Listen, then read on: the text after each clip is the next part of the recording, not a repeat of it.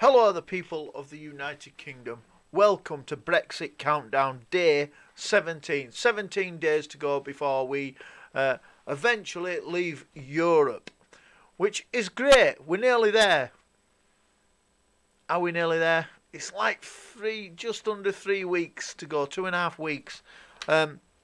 So today's video is going to be entitled Theresa May, you are a wet lettuce. Everybody must have seen the video now where Jean-Claude Juncker and Theresa May do a press conference, and gobshite Jean-Claude Juncker is saying that we've had a second chance and there will be no third chance, and if people don't accept this deal then Brexit might not even happen at all. Well, it's nothing to do with him, so don't worry about that. It's absolutely not to do with him. He doesn't run our country. We'll be gone from them in 17 days. Theresa May has already said that she absolutely will not delay the leave of Brexit. Jesus, do you trust her? I don't. She's sat outside of him like a complete pleb. What we needed was a strong Prime Minister who would have told him to shut the F up in that situation, because it's not up to him if we leave or we don't leave. Here's what could happen. We could leave on a no deal. And a little bit about no deal is that if we leave on a no deal, there's a very good chance we're not going to pay £39 billion to the EU, which then might go to court, but it will not go to the European court because we will not be part of Europe. The deal with the EU was rejected on the 15th of January. This is the first deal, and today the Prime Minister will hold a vote in Parliament for her new deal, which seems exactly the same as the old deal to me. Last time she lost by 432 MPs voted against the deal to 202 who voted for the deal. That's a total of 634. There are 650 MPs in Parliament. That means 16 of them couldn't give a toss or couldn't be asked to turn up. It all centres on an Irish border. Now, we're not going to go into it, but I am going to do the no-deal Brexit situation in a couple of days. But it all centres on the Irish border, which neither the UK or the EU want to have a hard Irish border. So there's no deal there. Nobody wants it. Let's not have it. That's it. But the MPs are complaining that the EU have got some sort of charge over whether we do actually set up a hard border in the future. And the MPs said that it's nothing to do with them. Well, that's true. Text. That'll be Theresa May saying, please don't do this one. So we should be taking control of that border. But also, the other half of that border belongs to the EU because Southern Ireland is still in the EU. So what's going to happen?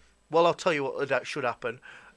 If you want a border around your country, well, then you should make a border and you should be in charge of it. That's how that happens. So EU really should have no say in it. And that is the sticking point of the deal mostly. European Court of Justice said the UK could even cancel the agreement altogether.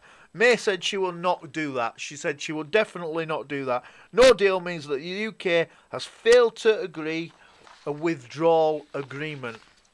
Doesn't matter. That's what we voted for. We didn't want an agreement with Europe. We wanted to leave.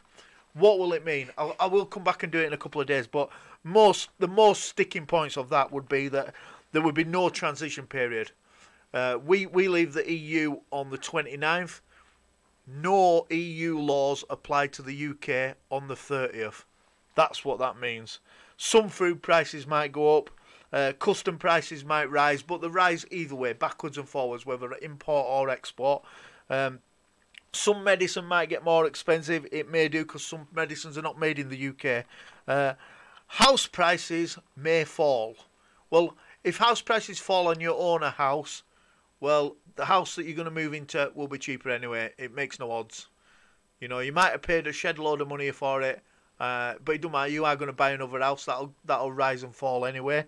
It was the slowest January for a long time in house prices. Mobile phone roaming might change.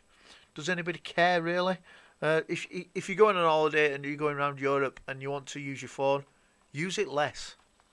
Let's have a look. Some ports, now this is a lie, some ports and motorways may have major delays.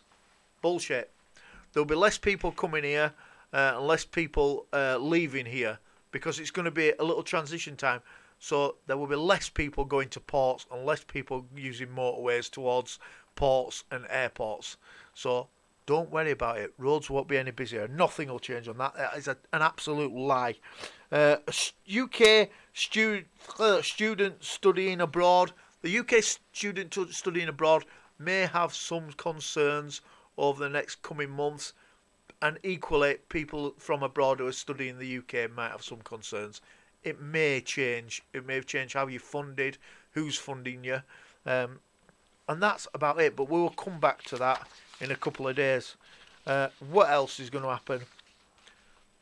Nothing. We do not know until the end of today.